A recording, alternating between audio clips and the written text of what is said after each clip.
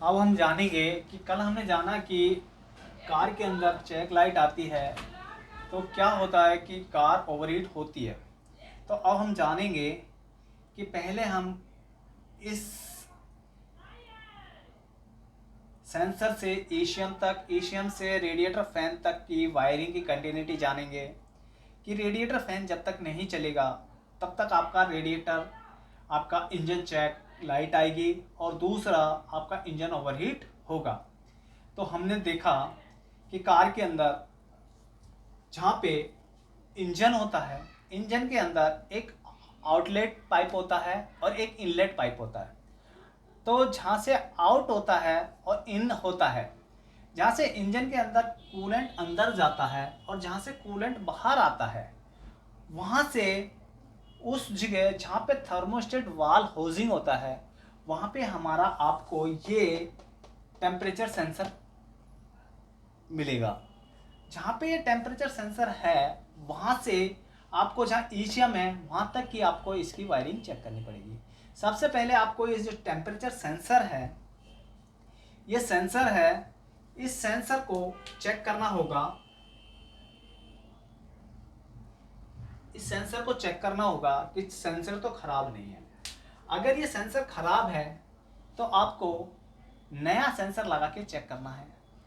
अगर आपने ये सेंसर लगा के आपने फिर डायग्नोस किया और कार के अंदर कोड वही आता है तो फिर आपको क्या करना पड़ेगा, इस सेंसर से और ईसीएम तक की इसकी वायरिंग की सबसे पहले कंटिन्यूटी चेक करना होगा। आपको इस पॉइंट से लेके ईसीएम की पिन तक आपको इसकी वायरिंग जितनी भी होती है, 2 या 3 वायर का सेंसर होता है, उसकी कंटिन्यूटी चेक करनी पड़ेगी। जब आपने इसकी कंटिन्यूटी चेक करी और कोई भी वायर आपको बीच में से ब्रेक नहीं मिला या नहीं टूटा मिला तो आपको इसकी शॉर्ट सर्किट चेक करना पड़ेगा कि ये वायर कहीं बीच में से शॉर्ट तो नहीं हो रहा है। अगर ये वायर शॉर्ट हो जाएगा तो क्या होगा, ये सेंसर जो इन्फॉर्मेशन भेज रहा है वो बीच में ही ख़त्म हो जाएगी, ईसीएम तक डिलीवर नहीं हो पाएगा जो इसका डाटा है। उसके बाद में ईसीएम काम नहीं करेगा। ईसीएम क्या नहीं करेगा कि ये जो रिले है रेडिएटर फैन की, इसको ऑन नहीं होने देगा। अब हम देखेंगे कि हमने इसकी वायरिंग जब चेक करी, इसकी कंटिन्यूटी में हमने देखा कि कोई भी वायर हमारी ब्रेक नहीं है और दूसरा हमने चेक किया कि इसके अंदर जो वोल्टेज बह रहा है वो कहीं भी शॉर्ट सर्किट नहीं हो रहा है। अगर शॉर्ट सर्किट होता है तो ये सेंसर काम नहीं करेगा और ईसीएम भी नहीं काम करेगा, आपका रेडिएटर फैन नहीं ऑन होगा, जिस कारण आपकी एमआईए लाइट आएगी और इंजन ओवरहीट कंडीशन में दिखाएगा।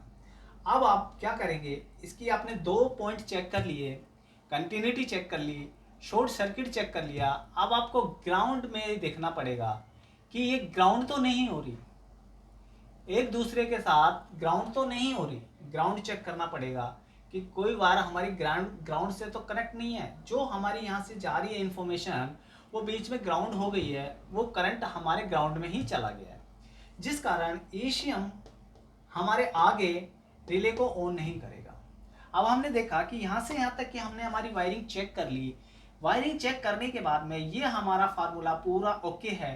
तो अब हम आगे बढ़ते हैं कि यहाँ से जो ईसीएम से आउटपुट हो रही है जो हमारा वोल्टेज, वो हमारे रिले तक पहुँच रहा है या नहीं। तो रिले के अंदर क्या होता है, 4 वायर होती है। वो 4 वायरों के अंदर एक वायर होती है हमारे,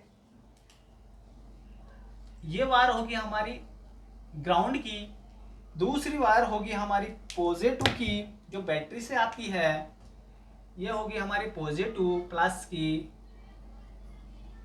तीसरी वायर हमारी हो गई रेडिएटर फैन के पास जा रही है आउटपुट होके, और एक जो हमारे ईसीएम से इसमें आ रही है। अब हमने देखा कि हमारे यहाँ पे वोल्टेज हमें चेक करना पड़ेगा कि यहाँ पे वोल्टेज है या नहीं है। अगर यहाँ पे वोल्टेज है तो आपको देखना पड़ेगा कि हमारे यहाँ रिले के अंदर ग्राउंड लेवल भी अवेलेबल है या नहीं है। अगर आपके पास ग्राउंड लेवल है तो आप देखेंगे इन दोनों वायर के अंदर ग्राउंड इसमें ग्राउंड है, इसमें वोल्ट है, तो हमारे 12 वोल्ट लेवल है। तो अब आप क्या देखेंगे कि यहाँ से जो हमारी इंफॉर्मेशन आ रही है वो आ पा रही है या नहीं आ पा रही है। तो वो जैसे ही हमारे पास इंफॉर्मेशन आएगी तो यहाँ से क्या होगा, ये रिले के द्वारा यहाँ से हमारे पास 12 वोल्ट करंट बाहर निकलेगा। तो आपको यहाँ पे 12 वोल्ट करंट चेक करना होगा। 12 वोल्ट जैसे ही करंट आपको चेक होने को मिल जाएगा तो आपको क्या करना पड़ेगा, ये रेडिएटर फैन है, इस रेडिएटर फैन के अंदर जो वायर वोल्ट गया, इसके अंदर एक माइनस का एक तार होगा, उसके अंदर वोल्टेज जब तक ये माइनस नहीं होगा तब तक ये रेडिएटर फैन हमारा ऑन नहीं होगा। ये ग्राउंड होना चाहिए। ये जब ग्राउंड होगा तो क्या होगा, हमारे सेंसर ने काम किया, ईसीएम ने इसको इंफॉर्मेशन भेज दी। इंफॉर्मेशन भेजने के बाद में आपका यहाँ तक पूरा सर्किट कंप्लीट हो गया तो ये फैन हमारा ऑन होना चाहिए। अगर फैन ऑन नहीं हो रहा तो आपको इसके पूरे सर्किट को चेक करना पड़ेगा। अगर ये सर्किट पूरा नहीं होता तो क्या होगा कि आपका फैन नहीं चलेगा, और फैन नहीं चलेगा तो ये रेडिएटर जो है, इसके अंदर जो पानी हमारा रेडिएटर में कूलेंट चल रहा है वो ठंडा नहीं होगा, और जब वो ठंडा नहीं होगा तो इंजन हमारा ठंडा नहीं होगा। इंजन ठंडा नहीं होगा तो क्या होगा, इंजन के अंदर ओवर हीटिंग, जो हमारा मीटर है वो हमें बताता रहेगा, इंडिकेट करता रहेगा कि इंजन ओवर हीट हो रहा है, और हमारी MIA लाइट शो होती रहेगी। तो हम देखेंगे कि ये हमारी रिले ओके है। मान लीजिए हमारे पास ये सब वायरों की कंटिन्यूटी हमने चेक कर ली, इसमें वोल्ट भी मिल गया, इसमें हमें ग्राउंड मिल रहा है, इधर से हमारे पास वोल्ट आ रहा है, बट यहाँ पे हमें 12 वोल्ट नहीं शो हो रहा। तो आपको क्या करना पड़ेगा, सबसे पहले ये रिले को आपको निकालना पड़ेगा, निकाल के दूसरी रिले लगानी पड़ेगी।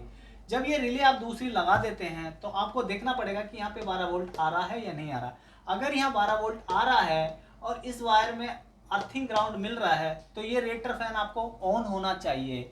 अगर ये रेडिएटर फैन नहीं ऑन हो रहा तो क्या होगा कि आपका ये रेडिएटर फैन की मोटर खराब होगी, मोटर जल जाती है चल चल के, तो आपको ये रेडिएटर फैन की मोटर को चेंज करना पड़ेगा। अगर ये रेडिएटर फैन की मोटर अगर चल रही है प्रॉपर तरीके